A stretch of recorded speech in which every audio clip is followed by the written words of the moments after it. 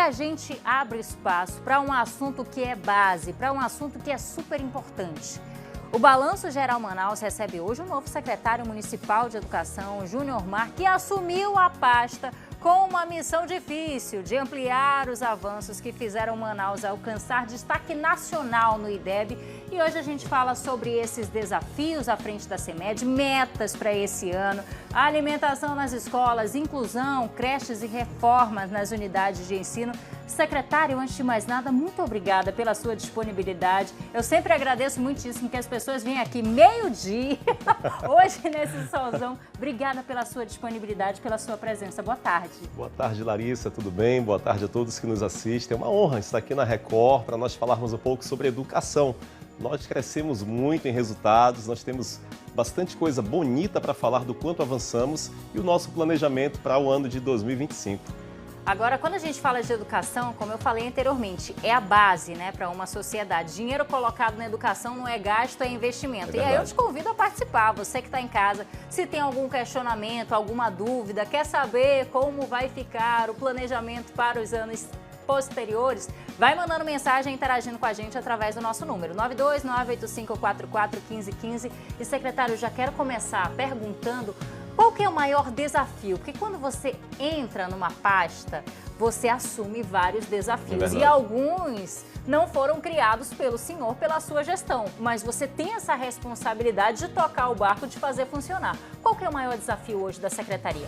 Larissa, só me apresentar então rapidamente, né? Eu sou professor, tá? Professor de língua portuguesa, sou filho de 2 professores, meu pai é matemático, minha mãe pedagoga de escola, está como diretora de escola há bastante tempo já. Desafio, eu era subsecretário na CEMED por 3 anos e nós lançamos o Educa Mais Manaus, por exemplo, hoje em Manaus, né, com essa rede de educação toda engajada no processo, nós saímos da posição de 13º no IDEB, que é o ranking nacional, 13º de capitais, e hoje Manaus ocupa 6º lugar nos anos iniciais e 5º lugar nos anos finais. Então, assim, o maior desafio, manter posição tão qualificada que nós alcançamos com a rede da CEMED Manaus. E aqui eu mando um abraço, um beijo e valorizo muito o trabalho feito nas nossas escolas, né? Porque a gente planeja na sede, a gente pensa em projetos e programas, mas é na escola onde tudo acontece. É lá que os servidores realmente brilham, é lá que os estudantes, né, têm o seu dia a dia sendo transformado, as famílias encontram alento, né? Então a escola, para mim, é o ponto-chave de todo esse sucesso.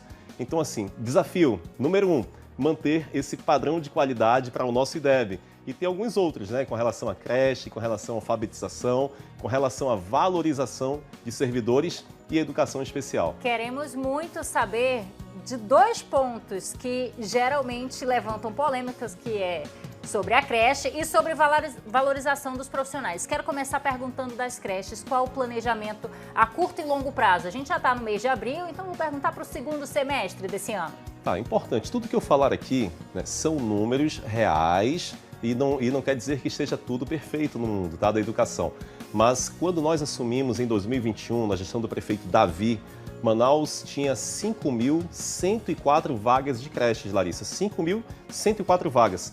Nós dobramos em 4 anos. Então, o que se fez em muitos mandatos de prefeitos, o Davi fez em um mandato só. Nós hoje temos mais de 11.000 vagas de creches. No seu plano de governo, o prefeito falou em ampliar em 6.000 novas vagas de creches. Nós estamos, então, planejando para cada ano ampliar 1.500 vagas novas, tá? Esse é o planejamento a curto prazo que está no plano de governo do prefeito Davi. Não quer dizer, por exemplo, que a gente não consiga aí zerar essa demanda. O nosso trabalho é para ir além do comum, para além do plano de governo.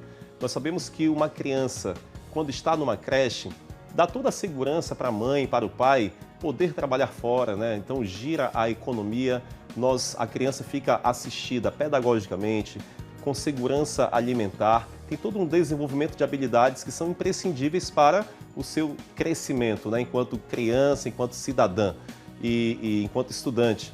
Então, nós valorizamos muito essa etapa de creche, a educação infantil, e nós vamos ampliar, tenho a certeza disso. Tem um planejamento de construção de salas em alguns terrenos nossos já, em salas de educação infantil, né, os CMEIs, e quem sabe também fazer alguns convênios, né? Estou dialogando para tentar desburocratizar para nós conveniarmos com aqueles espaços de igrejas evangélicas que ficam ociosos durante a semana. Então a gente pensa nesse sentido também de utilizar espaços e alcançar aquelas micro-regiões, né, quem sabe lá na Zona Leste, na Zona Norte, na Zona Oeste, nós, por meio de ocupação de espaços com instituições, com ONGs, com igrejas, a gente consiga aí avançar no atendimento para além do que o prefeito se comprometeu no plano de governo. Agora, ainda falando de creches, a gente sabe que é fundamental, né? Porque garante para a dona de casa, para os pais, para que eles possam sair de casa e que possam ficar despreocupados, porque infelizmente é muito comum que muitas mães não consigam trabalho porque não tem com quem deixar a criança. Então é fundamental, a creche é super importante aqui na nossa cidade, mas infelizmente nem todo mundo ainda tem acesso. Qual seria o quantitativo ideal para atender toda a demanda? Vamos lá, se a gente olhar para o censo, o número é muito alto, né? Passam de 100 mil crianças com idade de creche. Mas nem todas essas crianças, nem todas essas famílias procuram a CEMED para matricular sua criança, tá? Existem as creches particulares, é uma opção de muitas famílias colocar em unidade particular.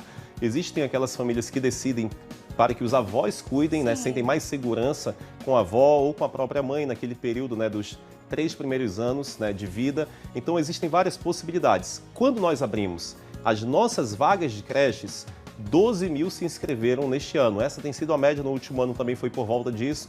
Então 12 mil famílias procuraram a CEMED Manaus. E a gente está buscando aí atender a todas elas, né? Existe hoje uma fila de atendidos, né?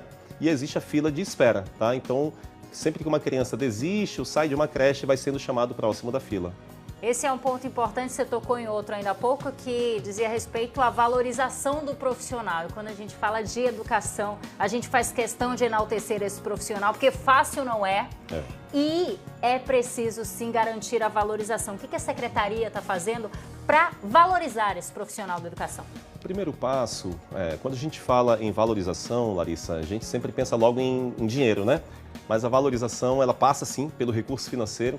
Mas eu tenho dito bastante o seguinte: enquanto professor, eu falava para os meus diretores assim, que me dessem pelo menos, né? Acho que começa por aí, uma estrutura adequada. O que eu precisava? Uma sala de aula geladinha, né? Porque Manaus é muito quente, a gente sabe disso. Um quadro branco, sem estar borrado, um quadro branco lisinho e um pincel bom, porque tinha uns pincéis que eles não aguentavam um dia de aula. Então, eu penso que isso aqui seja a coisa mais básica e já começa por aí a valorização. Então, o planejamento é que a CEMED já comece a funcionar, ou dê continuidade a esse funcionamento do feijão com arroz bem feito, né? O básico bem feito. Tem que ter um quadro bom, um pincel bom, um ar-condicionado bom, uma merenda boa. Aí nós vamos agora para a questão financeira. Em 4 anos, o prefeito Davi, em 4 anos, pagou 5 recomposições salariais, ou seja, 5 datas base de inflação. Por que 5? Porque uma estava represada da pandemia, 2020. Então, quando nós assumimos em 2021, nós pagamos essa que estava represada. E aí isso deu um total de mais de 30% de recomposição salarial para os nossos servidores da educação, professores e demais servidores da educação, mais de 30%. Teremos database este ano novamente, né? E já está assegurado, o prefeito já mencionou, nós vamos fazer a recomposição salarial também, mais uma vez honrando a database. Ele anunciou também um aumento no nosso Vale Alimentação, né, para os servidores da educação. Então já é mais um ganho e teremos um que para mim assim é um direito do servidor e que infelizmente às vezes se demorava a atender esse direito e nós vamos resolver neste ano, que é pagar a progressão a todos os nossos servidores. Então essas progressões elas se dão por 2 critérios, né? Por titularidade, né, especialização, mestrado, doutorado, ou por tempo de serviço. Quanto mais tempo na instituição, né, maior é o salário, tem uma evolução de salário. Então, nós temos muitos servidores represados ainda na progressão.